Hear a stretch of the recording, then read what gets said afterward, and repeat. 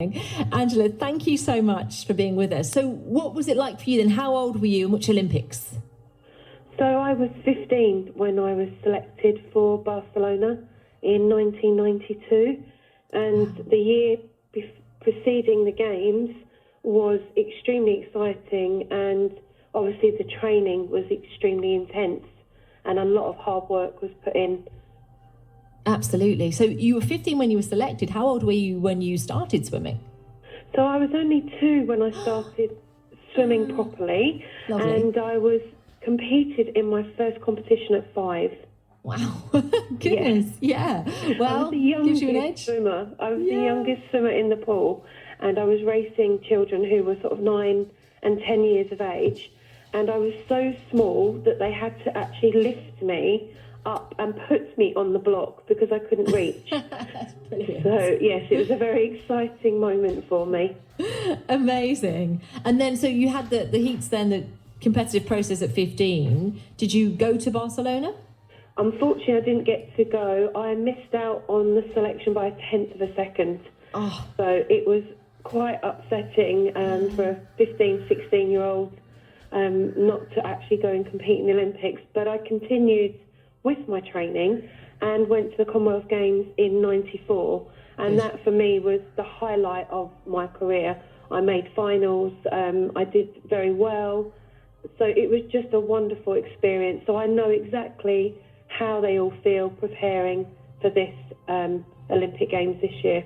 Yeah, exactly. And we're still waiting to find out which athletes will be chosen. And as you point out, and as we've been hearing from other athletes this morning, the margins are so minuscule, aren't they? They really are. Oh, yeah. They really, really so are. Hard. Yeah. I mean, if you lose by, in my world, 10 seconds, that's a short amount of time. In your world, that's, that's like an hour. That's different. Well, tenth of a second for me when I was swimming in the 400 metres, to do 8 lengths of the pool in a 50-metre pool and then still only miss out by a tenth of a second, that was quite something, because it was just myself and the other girl that was swimming with me. We had left the field behind us, so it was just the two of us really competing for that place on the Olympic team, and both of us touched exactly the same time, and it was literally just a fingernail.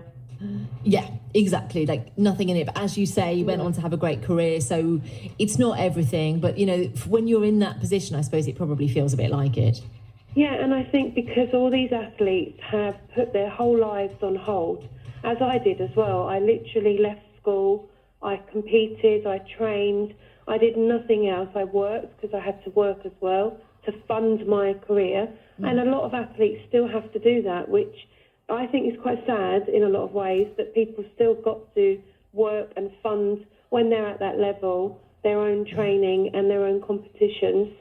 But, in this day, we should see more people getting the opportunities and more funding should be available for these athletes who are doing amazing things. So dedicated. So as a swimmer, my perception is getting up really early in the morning to train, right? Getting those hours in. How early? Yes, 4:15 my day started. There you go. Yeah, I finished and went to bed by 9:30 every day, but by that time I had swam about 5 hours in the pool and also done a gym session as well. And 5 hours? Yes. Wow. Yeah, every day. Every day we used to train for 2.5 to 3 hours in the morning and then another 2.5 hours in the evening. And that was every day. Hats off to you. After half an hour, I'm done. That is absolutely amazing. And what's really lovely, actually, is you've used your own prowess to help other people, haven't you? So you've trained the Chong brothers. Joe's done really well, and his brother Henry's coming up behind him, isn't he? Yes, he is. And Henry is a hopeful for the Olympics this year as well. Henry has actually competed in the Junior Olympics. So this would be his first Olympic Games.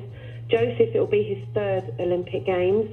So they are both amazing boys, and they did so well to get where they have. And I started them when they were very young, and both the boys started with me in the water when they were about 6 months to a year old, and then went on to swim at a swimming club, I put them into a local club, and then they came back to me for help with their coaching and their technique. and they've done amazing. It's just been a wonderful thing for me to see, giving back after all these years as well.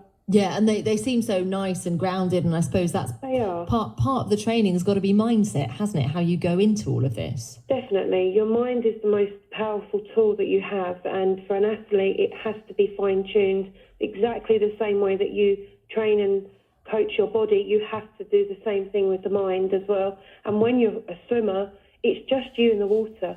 There isn't anybody else. So you have to be completely dedicated in body and mind.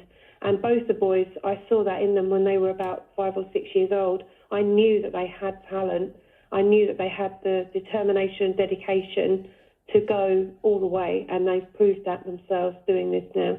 Yeah, but as you say, talent is important, and focus and determination. From what you say, you got up at 4:15 every day to do this. Yeah, and it's dedication as well. And I think with a lot of these wonderful young swimmers and athletes, it's the parents as well that need the praise, and they are the ones that do the training with the children. They get up, they take them to their training. My dad and my mum was so supportive, and I would never have got there if it hadn't been for my parents. So all the children I know that I've taught to swim and that have gone on to do great things, they will say the same thing. It's their mum and dad that got up early, took them to their training sessions, and they were dedicated just as much as the children were to making sure that they got all the way to that Olympic glory. It's a team effort, isn't it? Well, listen, Angela, great to talk to you this morning. Thank you for shining a light on what it's like to be a professional swimmer and get to that level. And